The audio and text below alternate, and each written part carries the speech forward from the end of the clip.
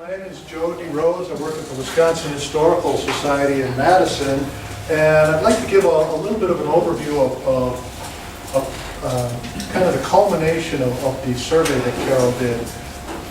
My office is largely federally funded, and we're required by federal law to pass through 10% of our federal funds to communities like Milton to undertake preservation work. And the first step of a preservation program is the intensive survey, and Carol will talk in more detail about that. The idea is the intensive survey looks at all of the historic buildings in a community and then identifies ones that might be eligible for listing in the National Register of Historic Places. Doesn't actually list those buildings quite yet. The city got a grant for this upcoming year to undertake that process, but the survey identifies which ones are eligible. I'll get into more detail on that in a minute. Can everybody hear me in the back? Are we okay? 20 years as a basketball coach kind of gave me a bit of a loud voice, I guess.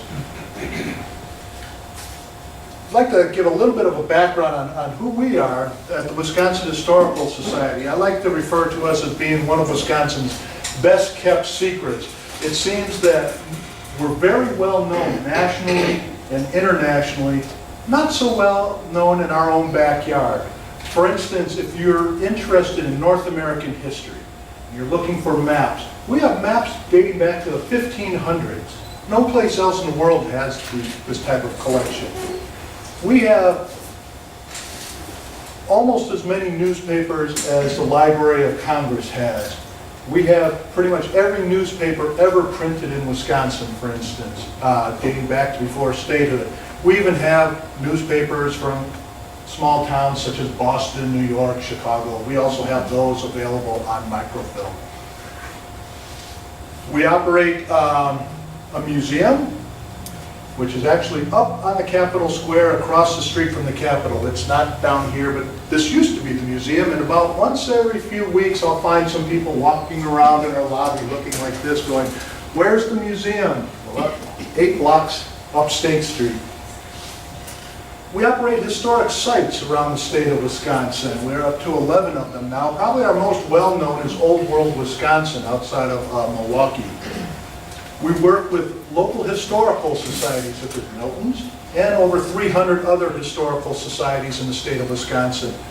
We have a press, we publish books. I brought some posters here highlighting a couple of our most recent books. One that's kind of near and dear to most Wisconsinites is a book on historic taverns. And then we have one on lighthouses of Wisconsin. And by all means, anything on this table, please take. If you want more, I have, to my chagrin, I have 500 of these down in the basement. So if you want more, let me know. Be happy to send you some. I also have a bunch of bookmarks. Bookmarks are nice, but they also have our web address. If you're interested in Wisconsin history, any aspect of it, I urge you to go to wisconsinhistory.org. And again, I have thousands of these. All of the information that Carol uncovered through her survey is now in a database on our website. So you can punch in the address of a building in Milton and you can find out what she found out about the property. Plus you can look at over 130,000 other properties in the state of Wisconsin, all from your own home or at the, wherever a computer may be. Even though the Historical Society predates statehood, dating back to 1846, our office up here on the 3rd floor, we're the new kids on the block, historic preservation. We got our start in 1966, but we didn't have a staff member until 1976. Really hard to do anything when you don't have a staff. Then our staff was doubled in size. We had one. We had one for about 10 or 12 years, and now we're up to about 20 full-time employees dealing with different aspects of preservation law. I urge you to come down and visit us.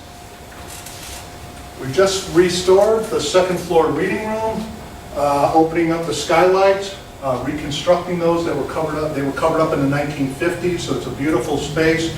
You might want to hold off a little bit though, because right now this is a staging area for construction. I've worked for the state for over 20 years, and I think I can count on one hand, minus a few fingers, how many years we haven't had some form of construction going on out in front of our building. But by all means, come down and visit us. As I mentioned, the survey that Carol did, the primary focus was to identify properties for listing in the National Register of Historic Places. The information she found can be used for educational purposes, research purposes. Those are all well and good, but the focal point of the survey, from our perspective, we're passing through the money, is to identify properties that are eligible for listing in the National Register. Now, Carol only looked at resources that are above ground. She doesn't have a background in archaeology, so we didn't have her look at any archaeological sites. But everything above ground was looked at. The National Register is the country's official list of significant properties. Has a lofty title, but it's largely honorific. It's not regulatory for private property owners. The only time that's regulatory is for things that are municipally owned, such as courthouses, city halls, libraries. Then there can be a regulatory aspect to the program. But for private property owners, it's just an honor to be listed. And I'd like to talk about, how does one get listed in the National Register? What are the criteria? First of all, a property has to be at least 50 years old.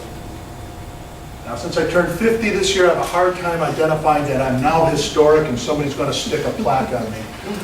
But the National Park Service feels that a property has to have been at least 50 years old so that people can objectively look at it to see if it's significant, to see if it's important. They're not caught up in the heat of the moment. So a property has to be at least 50 years old. It has to have what's known as historic integrity. That's a fancy way of saying, does the building largely look like it did when it was constructed? If it has artificial siding, if the windows have been replaced and are now much shorter than the original ones, if the front porch has been removed or filled in, all those changes make the building not eligible for listing because it no longer has historic integrity. The original owner came back, they'd have a hard time identifying the house that they used to live in. So if a property is at least 50 years old, has historic integrity, then the final hurdle has to come, and that's the toughest one. It has to be significant. It means amongst its peers, this resource is head and shoulders above everything else in the community. And that's the big tripping point. Every year, I'll get calls. I live in the home of a former mayor. Okay, that's interesting. Doesn't make it significant though. It means the guy was popular or the woman was popular. They got elected to office. Doesn't mean they did anything when they were in office. So, but if they can demonstrate that that mayor, was responsible for establishing the parks in the community or getting the streets paved or something like that, something that's real significant, then it has significance. So those are the three things that a property has to have to be listed in the National Register. There's several ways a property can be identified as being significant. It can have historical importance, meaning that a historic event took place at that property. Like this is an example of the library over in Lake Mills. It was listed in the National Register, not just because it's a very fine example of architecture, but that this was the library for a number of years. This is where it took place. And that's what separates the National Register from a historic markers program. A historic marker you put up on the site of something because there's nothing else there that can identify what happened there. On this site of this now parking lot, something important happened. The National Register identifies the buildings, the resources that were important and are still there. That's the key. That's what makes this That's the focus of this program. Another example of a historically important is the building that we're in. For the role that it played in the Underground Railroad, the Milton House was listed in the National Register of Historic Places. It's also been identified as a National Historic Landmark. That's like the best of the best of what it is. Most buildings get put in the National Register because they're examples of an architectural style. It has all the bells and whistles of whatever that style might be. Architecture is a lot like clothing or music, any other type of phenomenon. It has a period of importance and then it kind of disappears. Architecture is the same way. Architectural styles usually started on the East Coast, traveled into the Midwest, were popular for 10 or 20, 30 years, and then faded out. One of the earliest types of architecture in the state is known as the Greek Revival style of architecture. And this is an example up in Alloway, up in Brown County. Has all the characteristics of the architectural style, has the pedimented roof, the symmetrical massing of the style, the side lights and transom over the entryway. So it's listed in the National Register because it has all the characteristics of the architectural style.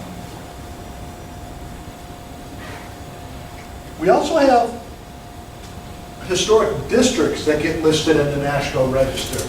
A historic district is a comprehensive grouping of resources. Like Milton College, for example, is a historic district because of the campus, the buildings, all related to the history of the college.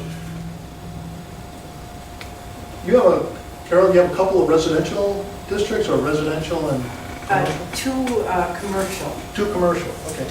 Commercial districts are pretty easy to identify because that's where the retail businesses are. They have a very distinctive, they're very different than the residential areas. And their significance lies in the fact that this is where people came to shop historically. This is where all the retail business took place. And we have archaeological sites that get listed in the National Register, but like I said, that was beyond the scope of this project. Future projects could look at archaeological sites, but that was not a part of this program. As I mentioned, the National Register, it's largely an honorific program. It is not regulatory.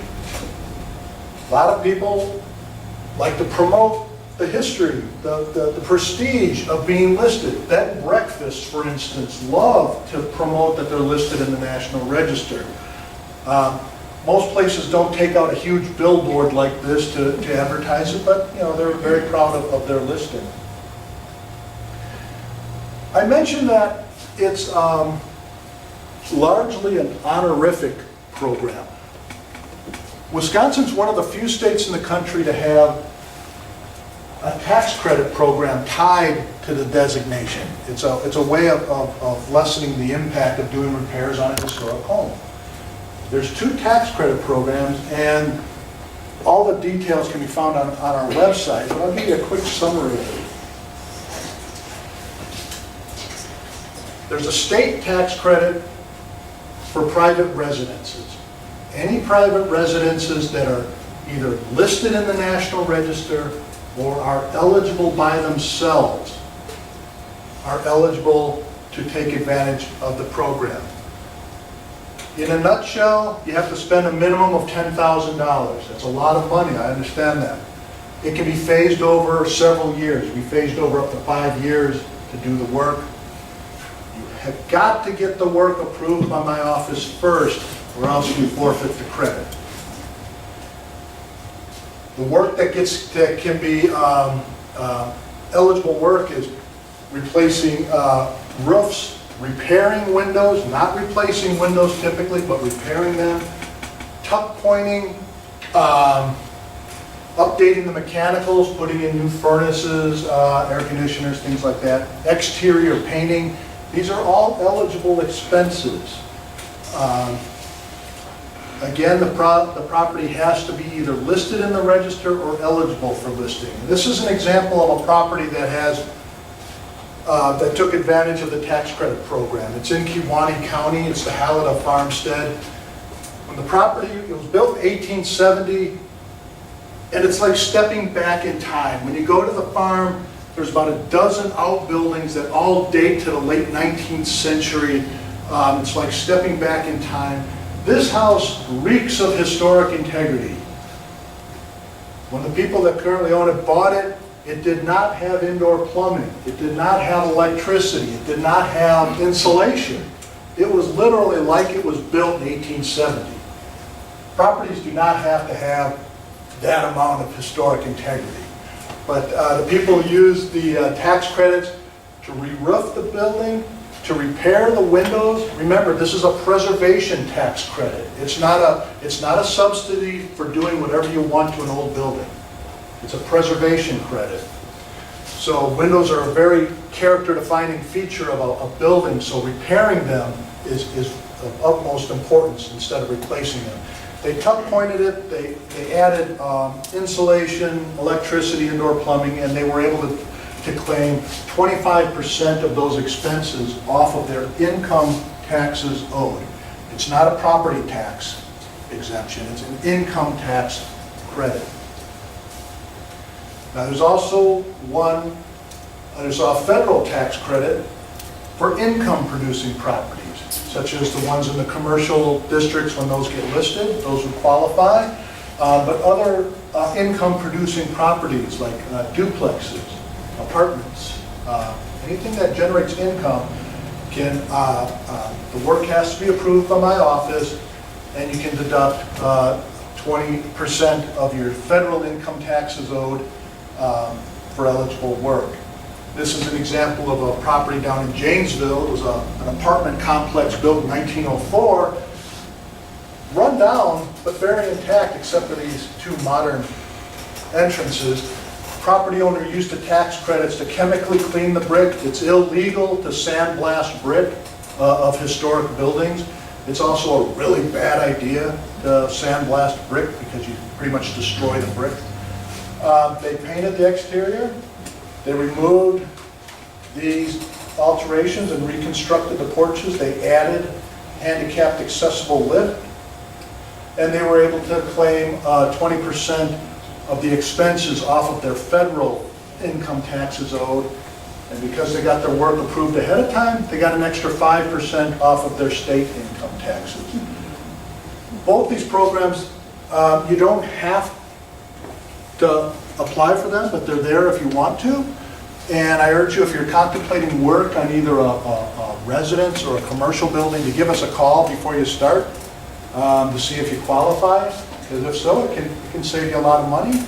And if your building doesn't qualify, well, you're no worse off for it.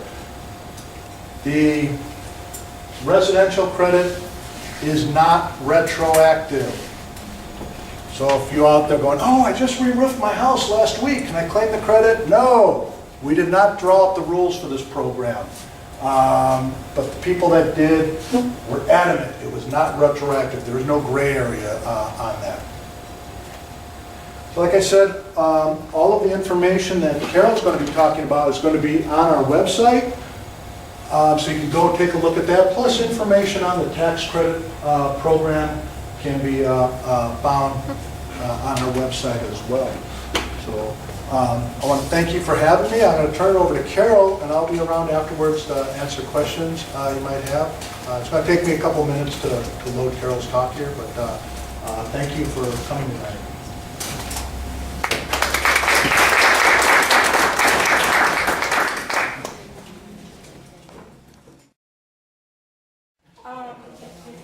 My name is Carol Cartwright. I'm a historic resources consultant from the Whitewater area. And I was hired to do the Milton Intensive Architectural and Historical Survey.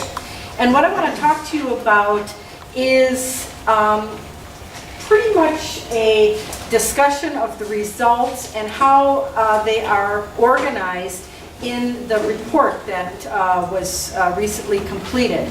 Now, the report will be available through the city. There will be copies at the city. There should be also one house in the library. And I will send an electronic version to Inga, how maybe they'll put it on the website or whatever. But it'll be available. If you have any questions, want to look at it, can't find it anywhere, contact the Historic Preservation Commission, any of the members, and they'll help you out. Joe gave a nice overview of what the National Register of Historic Places is, and that is important because that's the criteria that I use when I do the survey. When I start the survey, I look at properties 50 years old or older, although occasionally I get some a little newer, and I'll explain that later. And I'm looking for properties of historical and architectural interest.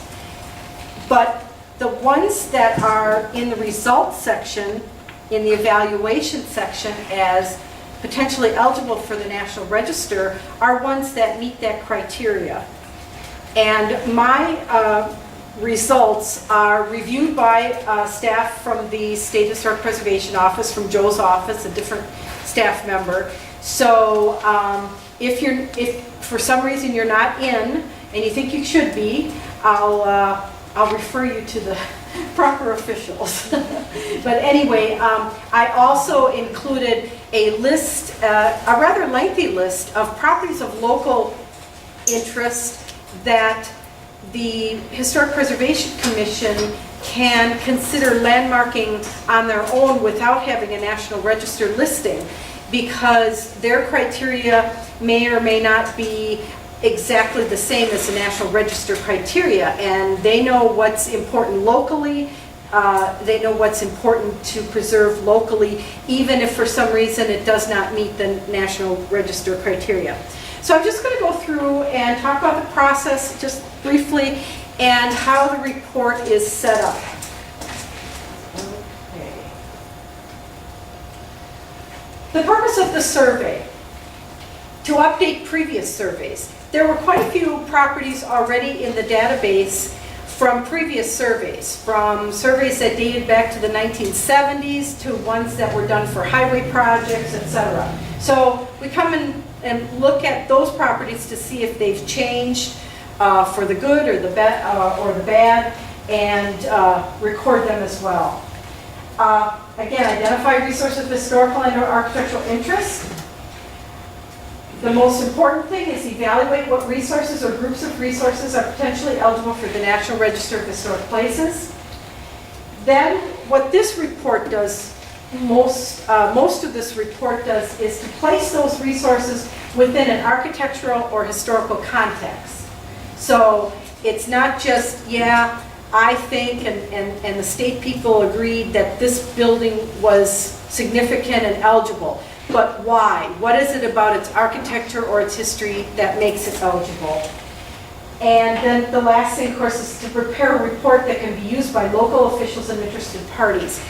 And that's what's important. The report really can be used as a planning report. It can be used by city officials so that when they have any kind of federally funded projects, and of course there's a lot of things that are federally funded, highways, even state highways, even county highways sometimes have federal funding. Anytime federal funding is involved, you need to follow the federal guidelines, compliance with federal laws, which includes a whole list of things.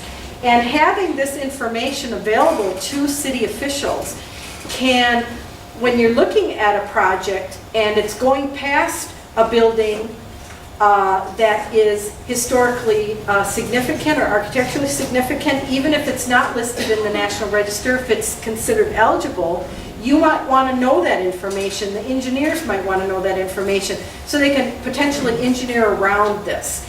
And it saves a lot of hassle in the long run.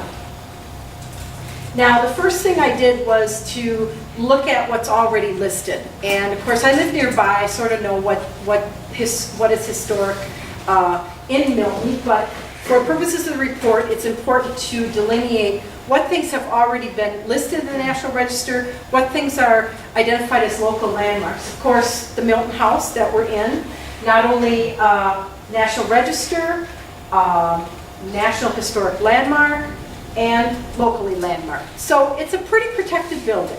And obviously, as a historical society building, it carries that protection as well.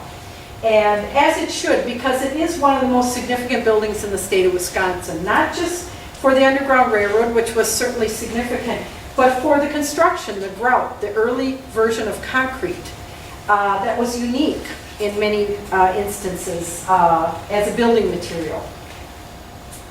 Another group of buildings that are listed in the National Register, they're also local landmarks, are the grout houses, the other grout houses. 6 or so throughout the community. These are 2 examples.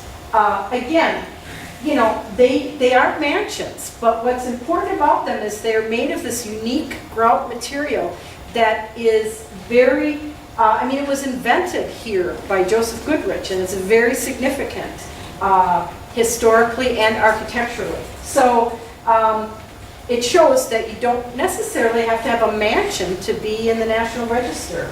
Sometimes it's unusual construction materials. Again, another important group of buildings listed in the National Register, also locally landmarked, is the Milton College Historic District. And these are, of course, 2 of the buildings on that campus. And when I was reviewing the history of Milton College, I realized that it's been quite some time since that college closed.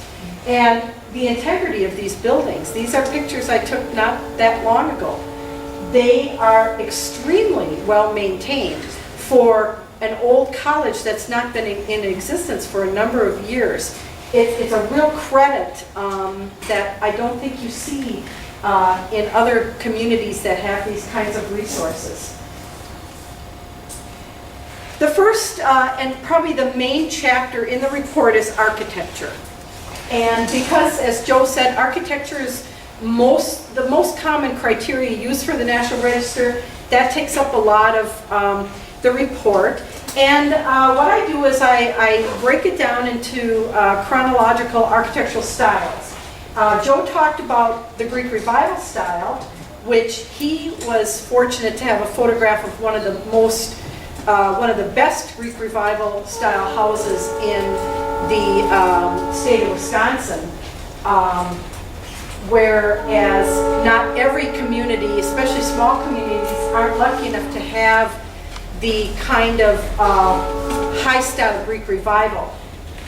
However, the Culver Allen House at 2 East Madison Avenue is a nice and interesting example of the style.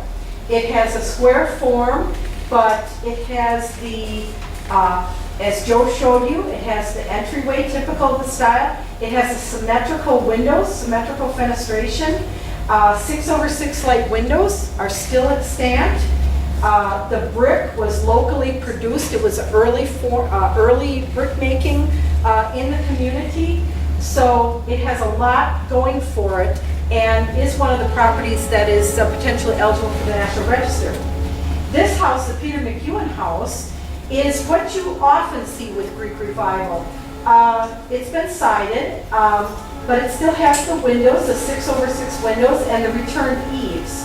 Those are typical, simple Greek Revival details. And so this house, while it's not potentially eligible for the National Register, it has good local interest, not just for the style, but because of Peter McEwen being an important early pioneer. The next style that was popular in Wisconsin was the Italianate style, between about 1850 and 1880, 85, somewhere in that range. So that's a very large period of time. There are a lot of different variations. Here are 2 examples of the Italianate style. Generally, the houses have this boxy square form. This is a bit more rectangular, but it's still within that frame. Typical details are these hip roofs with the brackets, cupolas, wide eaves, such as this building. You can see these tall windows. Often that was the case with Italianate buildings. This one, of course, is already listed as part of the Milton College Historic District. This is the Greenman House, the home of R.J. Greenman. It has a Merchant Row address, even though its front kind of faces Madison. But it is not only a good example of the Italian style, but R.J. Greenman was a prominent individual in the old Milton Junction. He ran an early lumber yard and in some ways provided much of the material that built homes and businesses in Milton. Two other examples. Again, the Italian style has lots of variations. Of course, the house just kitty corner from us, the Ezra Goodrich house. This house shows another common feature of the Italian style, the arched window or arched opening. You can see it over the opening as well. But it has this also unusual group of oculus or round windows, the wide overhangs. It's just another variation of the style. It's also, of course, significant for Ezra Goodrich himself. The style was so popular that it was also used on what we might call more vernacular, more simple buildings. This is a gabled L type of building. It has the gable and the L. And it's not highly decorated, but it's a nice example where it has segmental arched windows. It has this nice bay, the wide eaves. It has a hipped roof with brackets here on the bay window. But what's nice about this house, it has period windows. It's just got a lot of what Joe was called integrity. And integrity just means that it has a lot of its historic character. And so it's a nice house. This house potentially eligible for the National Register. This house of good local interest. Queen Anne style. Well, you have one of the best Queen Anne style houses in the area. The S.C. Chambers house. I mean, it rivals anything in the Courthouse Hill district in Janesville. It might even be better than anything they have down there. I'm very familiar with Janesville. I've done a lot of work there, but I must say this is just one fantastic property. And built 1910, 1911. It has all the features of the Queen Anne style that you'd want. It is an irregular form. It has asymmetrical details. It has a lot of a variety of surface materials, wood shingles, lots of wood trim. It has towers, it has a veranda. You name it, it's got it. And proportionately, it's absolutely beautiful. Now, it was built in the late period of the Queen Anne style. That style was popular primarily from about 1885 to into the 19-teens. But, you know, this house could have been built in 1895 as well as 1910, 11. Another house that's a good example, and of course this is eligible for the National Register. This house is also eligible for the National Register. It's probably the second nicest Queen Anne house in the community. The J.H. Owen House on 2nd Street, built around 1895. That was the height of the popularity of the style. And while it's not as big as this house, it shows a lot of irregular form. The wood shingles, if you ever go down and look at the pattern of the wood shingling on the 2nd story, it's very interesting and unique. Something you don't see in a lot of places, and gives it a real different textural quality. Nice veranda. It doesn't have a tower, but this projecting gable kind of suggests a tower. What's also interesting about these two houses, and I didn't realize it till I put the PowerPoint together, is this is Chambers and Owen. Chambers and Owen were the gentlemen who founded the Chambers and Owen Company. It started here in Milton, or actually in the Junction, as a wholesale tobacco jobbing firm, and grew to include all sorts of other kinds of things. They also had a retail business in one of the buildings that I'll be showing in a little bit. They were here for, I think, around 20 years. I'm not quite sure. It's in the report, the exact years they were here. And then they moved to Janesville and became Chambers and Owen there, where they developed into probably the largest supplier in the Midwest of convenience stores. You know, things that you get when you go to the convenience store gas station. They're suppliers to that industry, and they supply the entire Midwest. They also, I know it's not politically correct, but they still supply tobacco supplies to convenience stores as well. But of course, Milton had a lot of tobacco warehouses at one point, and so that's how they got their start. The Queen Anne style, like the Italianate style, was used so much, it was used on smaller houses, houses more middle class, medium size, even small cottages could have Queen Anne elements. The Esther Rice house shows this irregular form. It's got the textural differences, these cutaway corners, the nice kind of picture window, the paired window. That's all Queen Anne architecture. Not as elaborate, but it's there. The Frank Lee house, built around 1901 on Madison Avenue. Same thing, it's even more simple. It has a more simple plan, but it's got those wood shingles, it's got the steep roof, the paired windows, it's got the nice show window in the front. So you can see Queen Anne in many, many very different buildings. The next era after 1900 kind of split into two different directions. The first direction was the period revival. That was the revival of historic styles from the past. It includes the styles colonial revival, Tudor revival, Spanish revival, Mediterranean revival, and they're all based on historical styles.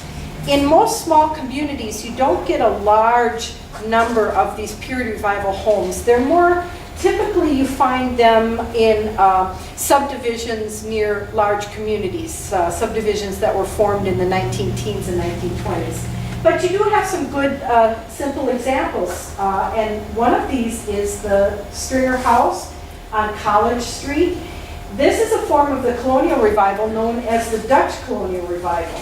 And basically the difference is that this house has a gambrel roof. And, but otherwise it has other colonial type details that's similar to colonial revival. But that gambrel roof really sets it apart as Dutch.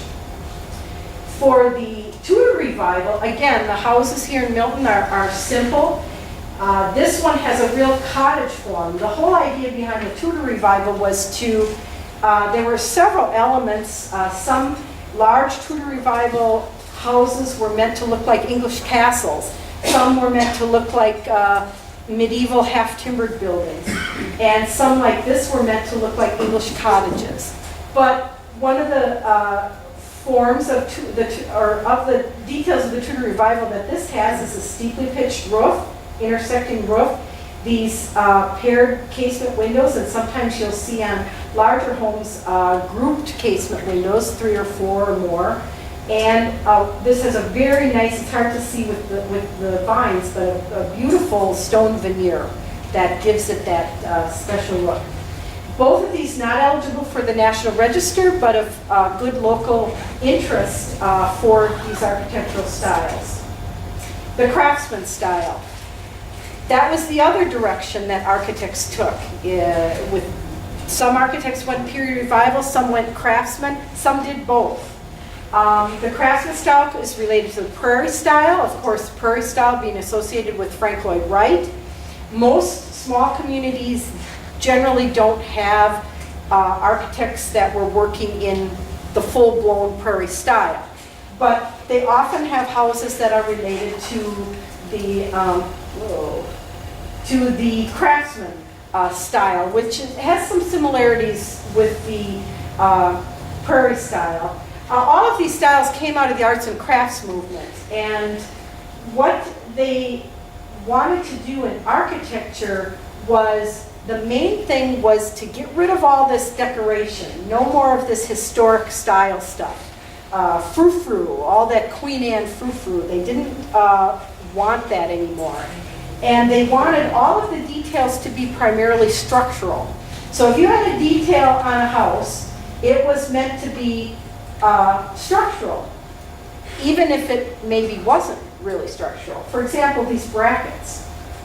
They could be decorative on this house, but they were meant to show you this is holding up the roof. It's not detail, that's just detail, it's holding up the roof.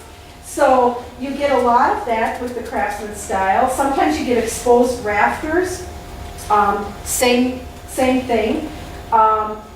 If there are decorations on the style, you'll see some of these kind of decorations are kind of geometric. And they're flat, they're built into the building often. Again, it's about function, not decoration. This is a little Craftsman cottage. And again, the Craftsman style has a lot of variations, but you can see it's very little decoration. It has this arched entryway that's very typical with brackets, typical of Craftsman houses. Paired casement windows, that's another detail you often see.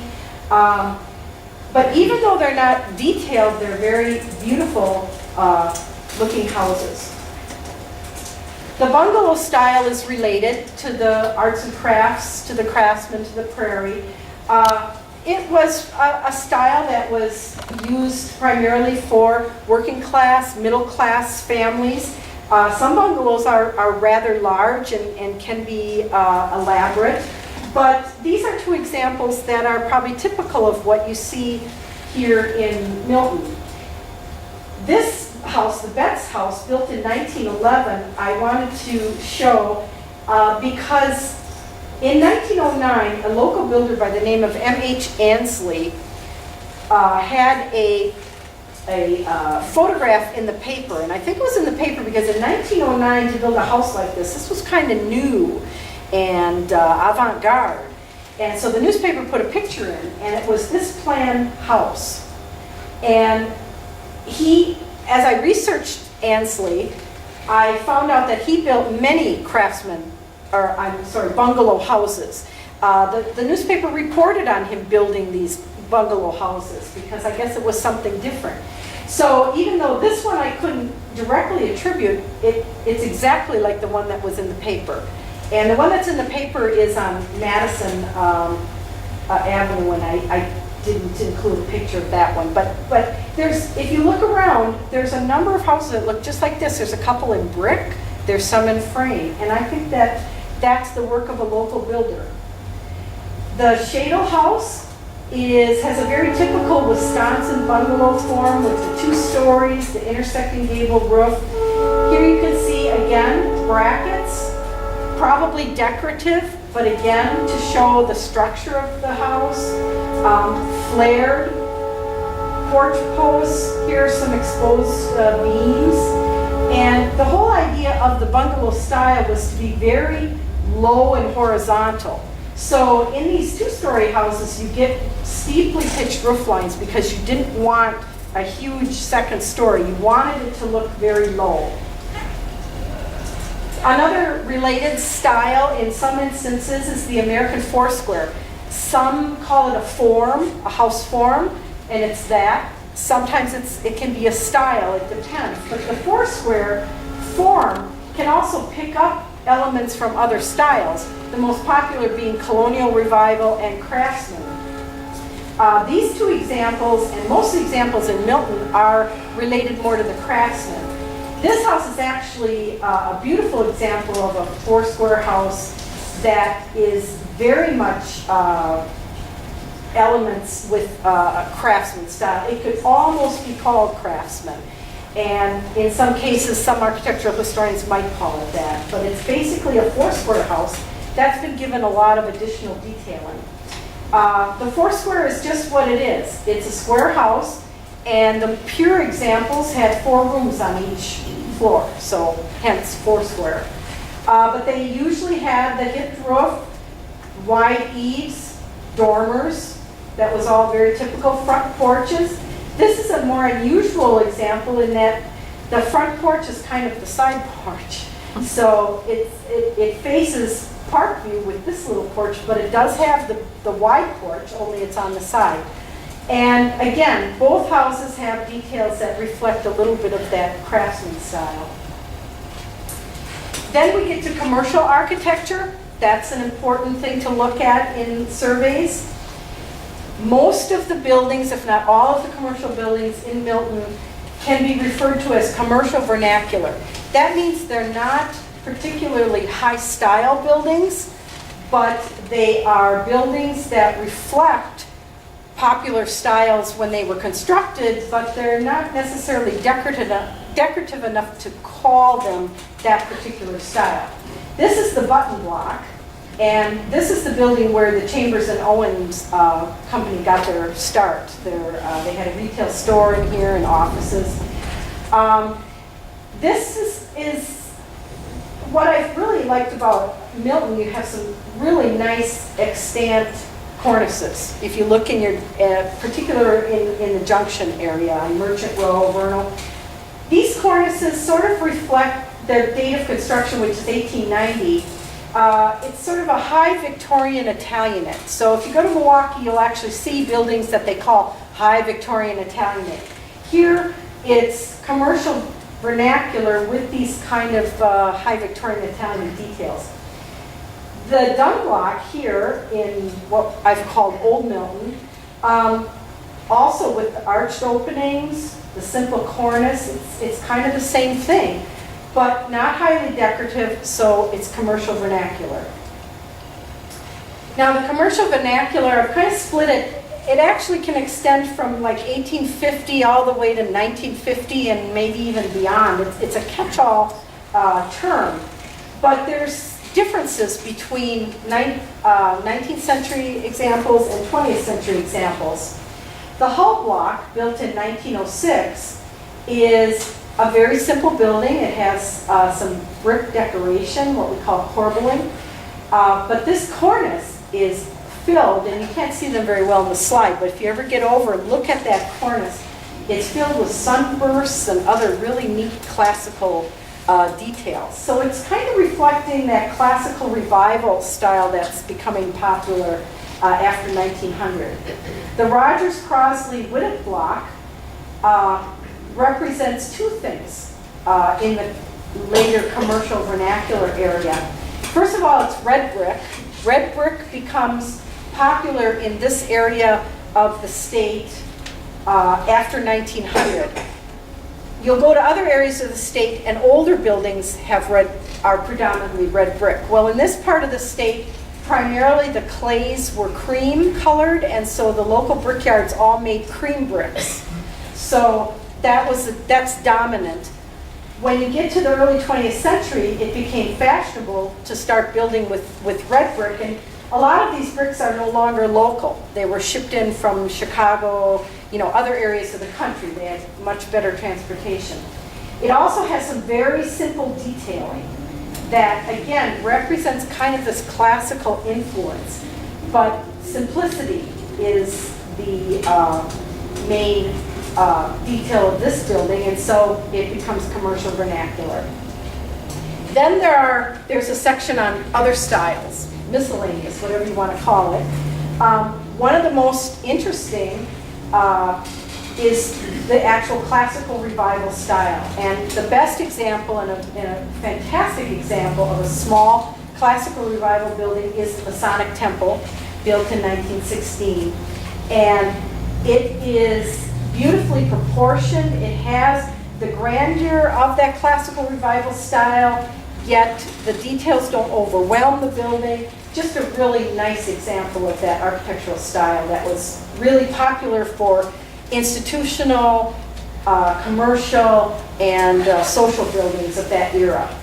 Now, even though we mostly look at buildings from the 50 years old and older, when I see something that I think has good design characteristics, if it's not 50 years old, I'll take a picture of it, I'll put it in the survey.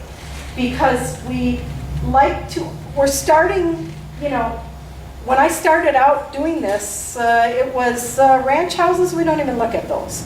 Now, it's been 50 years, we're looking at a lot of ranch houses. And pretty soon we're going to be looking at this contemporary architecture from the 60s and 70s and 80s. So I felt that this was a really nice example of a contemporary style church building. It has this really steep roof with a very small wall. Then it has the perpendicular entry, the bell tower that's sort of over at the side. It's a nice example of contemporary architecture, which we'll be looking at sooner than maybe we want to. But if it's good design, if it's modern design, we'll survey it. Of course, part of architecture is building materials. What is interesting about building materials in Milton? Well, obviously you have the grout, and that's already been mentioned. One of my favorite early 20th century building materials is the rusticated concrete block. That came along right around 1900, and it started to be popularized by companies that would sell block making equipment to lumber yards and builders. And again, M.H. Ansley is the innovator here in Milton in making concrete blocks. The newspaper reported that he bought one of those machines and he was turning out hundreds of blocks. And he was even quoted as saying, concrete block is the building material of the future. And it sort of happened that way, maybe a little later than he anticipated. Obviously, what happened with concrete block is you see a lot of foundations from the early 20th century that they started using this rusticated concrete block. But once in a while, you'll see an entire house built of concrete blocks.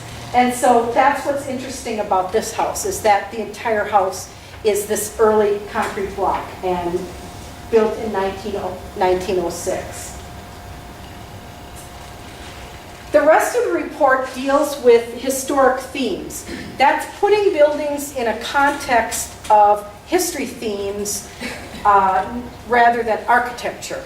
Obviously, many of these buildings have a relationship to both architecture and history, but some of these have historical associations that are significant. So there are several chapters with these historic themes. One of the historic themes is commerce. And as Joe mentioned, that's retailing. That's where your downtowns, your historic downtowns. Here are a couple examples of buildings that have good local interest for retailing. And the way I look at retailing often is buildings that house long-term businesses. One thing, when you study the history of retailing, businesses turn over at a rapid clip. Today, you see businesses come and go. You know, it's a tough market, local retailing. And so people, and back in the 19th century, the early 20th century was no different. Someone would open a grocery store, couldn't make a go of it, they're gone. So the businesses that lasted for years and years, or the buildings that housed businesses, even if they changed hands, those are the ones that stand out to me for retailing. This is the Seeger block. And the Seeger family came around 1899 and started a men's clothing and furnishings, as they called it at that time, store. And while they didn't last a long period of time, they lasted into the 20th century. For most of the 20th century, this building was a clothing store. So it lasted in that function for a long period of time. The Maxon block here. This, the original hardware store was a frame building on the site. Well, or it might have been a brick building, but anyway, it burned in 1915 and was immediately rebuilt. And it was rebuilt as a hardware store. So there was a hardware store on the site even before this building was built. And it remained a hardware store well into the 20th century. So there's this continuity of it being in this particular business for a long period of time. Then two historic themes that are looked at. One is education. Of course, Milton doesn't have primary school buildings or the high school buildings, the historic buildings standing any longer. But of course, the most important educational group of educational buildings is the Milton College Historic District. And even though it's listed in the National Register, I think it's important to put it in the context of education. So I talk about the development of primary schools, the high school program, but also about Milton College and how it developed, because it's important to overall, even though it is already listed. I think a lot of people like to use these reports as for informational purposes, so it's important to do that. Another building, modern, 1964, the town of Milton Hall. And I added that to represent government because there aren't a lot of historic government buildings around anymore. And what's interesting about the town of Milton is that what I call Old Milton, this area we're in now, incorporated as a village much earlier than Milton Junction. Milton Junction had a relationship with the town of Milton, even though it was a village the same size as Old Milton, and most communities would have incorporated earlier. They didn't incorporate it. They stayed as government. They maintained their government as the town of Milton. And so I feel that the town of Milton, and even though this is a modern building, being located in Milton Junction is an interesting historical phenomenon. It represents that long-term relationship Milton Junction had when it was a separate entity with the town of Milton. And it's also an interesting 1960s building that, given a number of years, who knows, it might become significant as a modern building. Another two historic themes I looked at one was social movements that included women's clubs, fraternal organizations, etc. And this building, the Masonic Temple, I already showed you, that's eligible for the National Register because of its architectural style, also because of its association with the Masonic organization. This is the Oddfellows Hall, built in 1884. Unfortunately, it has had a little bit of remodeling, so it currently does not meet the criteria for the National Register, but I think it's a very historically important building because it not only housed the Oddfellows, it was used for other organizations as a meeting place as well. So it's an important on the local level. The Chicago, Milwaukee, and St. Paul Railroad Depot, here 1914, the replacement depot, represents, at least in this area of Milton, the railroad. And the railroad not only is significant in Milton Junction because of the junction of the Chicago Northwestern and the Chicago, Milwaukee, and St. Paul kind of created that community or boosted that community. This was Milton was the fifth stop on the very first railroad ever to lay track in Wisconsin. I'm involved in the Whitewater Historical Society. We just had our depot renovation over there, and so I counted how many stops there were, and so we take pride at being the fourth stop. But the Milwaukee Mississippi Railroad came out of Milwaukee in 1851 and entered, it came to Waukesha, then it went to Eagle, then it went to Palmyra, then it went to Whitewater. And it got to Whitewater in 1852 in the early fall, and it wasn't too far behind, it came to Milton.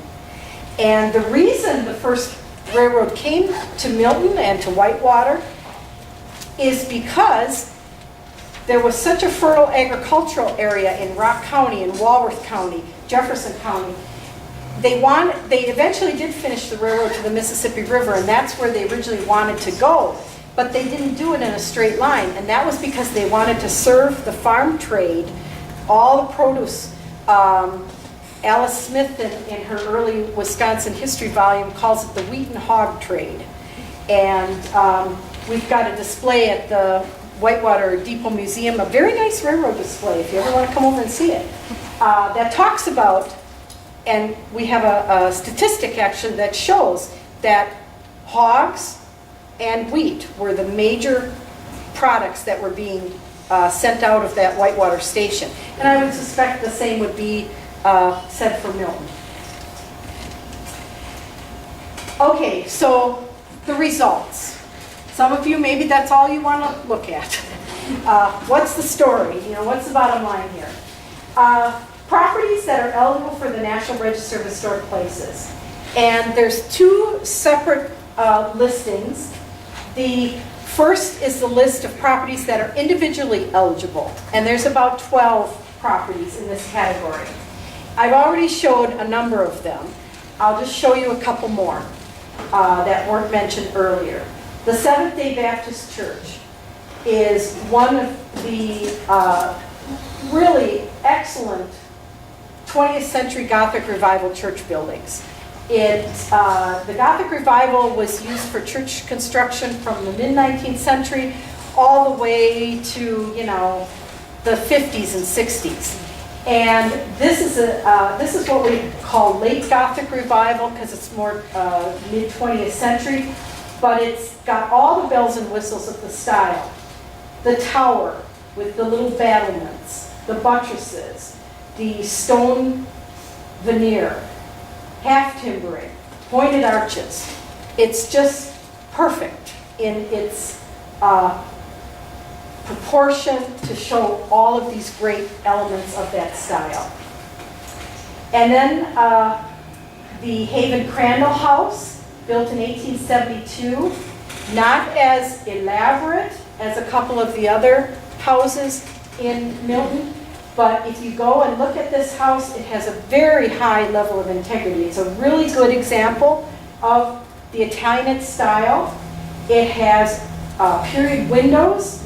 The windows are all same size as original. This Italianate porch, very typical of what Italianate porches, most of them were not large verandas, they were small. It's just very highly intact, and so it stands out for that. And that's what makes it eligible for the National Register.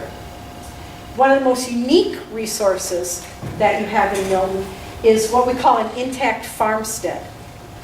This is unique or unusual because in most cases when a farm is absorbed into the city limits of any community, whether it's large or small, they lose all the outbuildings. They can sell off all this land, for housing lots, so why keep the farm buildings? And that's what happens. The other thing is, if you go out in the rural areas these days, finding intact farmsteads is becoming more and more difficult. There's a lot of barns out there, there's some farm buildings out there, but if you look closely, you'll see a lot of things are falling down, a lot of barns have been sided with artificial siding and remodeled. To find an intact farmstead with the level of integrity is unusual. And so what we have here is the W.H. Gray Farmstead, put together around 1911. The house, probably built in 1911, a really fine example of a transitional, I think the house itself would be individually eligible, but it's a wonderful Queen Anne to Colonial Revival transition house. The owner very kindly let us go inside, and it's great on a lot of integrity on the inside. But you have a barn, probably also from 1911, silo, probably from the same time period. You have your corn crib, you have a shed. This looks older than 1911, could have been moved here. But that's what they did when they put together farmsteads. And what's important about these intact farmsteads is they can tell you something about what was Wisconsin agriculture like at that particular period. What was it like to set up a farmstead? By 1911, just about everyone was dairying. So they built a dairy barn. It isn't a barn that was later remodeled into a dairy barn. They had the silo right away attached to it. You can tell it's an integral part. The big corn crib, they were growing corn for the animals. They weren't growing wheat or all those other grain crops anymore. Also, it's likely that they found some other buildings and moved them to the site. There are a few more buildings as part of this complex, but it's really a great resource and one of the more interesting things found in the survey. Then the second area of what's eligible for the National Register of Historic Places are the two historic districts. And the district boundaries have to follow established rules for integrity and all of these other things that Joe and I have been talking about. And therefore, you can see right here, this district involves these buildings on Parkview up to the Dunn block here. This building has had too much remodeling, so it is not included. If for some reason this was all removed and there was a historic facade underneath, then it would be in the district. But because of the remodeling, that's where the district stopped. Also, the district includes these buildings on College, and then there are 3 buildings across the street, 2 concrete block buildings that are very interesting, and a small colonial revival office building. The same thing on the small district that was carved out of Merchant Road. Here on Merchant Road, the district includes right here up to the modern bank facade. The bank kind of interrupts the streetscape. It's a nice looking facade, but it's not historic, and so it sort of stops the flow of the old buildings. So it's this group of buildings on Merchant Road, and then these 3 buildings on Vernal Avenue. So these are small districts, but important because they do encompass a lot of the retailing that happened in these 2 areas of Milton, these 2 very important areas. So those are potentially eligible. And then finally, I've got, as I said, a fairly lengthy list of properties that have local interest. For whatever reason, don't meet the criteria for the National Register. The F.A. Anderson House. A little bit of too much of the garage, etc. However, F.A. Anderson was an important person in town. He was brought in specifically to help run the Burdick Corporation, the Burdick Cabinet Company, when it was initially founded. And then when Burdick retired, he took over the company and made it, was in charge when it had a very large expansion. So he was responsible for that company becoming a big company, a major employer in this community. The Plum House on Larch Lane is the house that, it was moved to this location about 1895 by Anna Plum, who was, I can't recall if it was the daughter or the granddaughter of Plum, who had a mid-19th century plant nursery. Now this wasn't a guy who had a few plants, you know, in the backyard. He had a huge operation. He was also involved with the Wisconsin Horticultural Society. He served on the board of directors. He was the plant, I can't recall the name right now, but the guy who writes down all the new varieties of plants and officially records them, the plant recorder for the Wisconsin Horticultural Society. So he was of interest in the community. And of course, Larch Lane, the larches were probably planted by the family when they had the nursery. So again, a house not necessarily eligible, has had a little remodeling, it's been moved, but very important locally. 2 other properties, what everybody calls the Stone Arch gas station, and I almost left that off, thanks to Judy Shealy for reminding me that that should go in.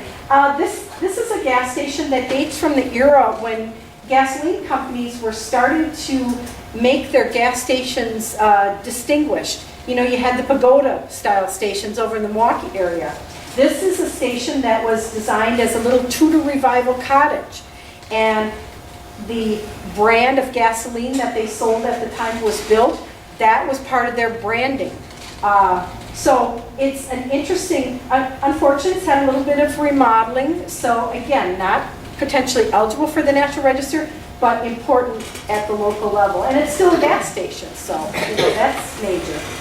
And this building, the original building here, the 1908 building, was the building constructed for the Milton Junction Fire Department when they finally organized a fire department in 1908.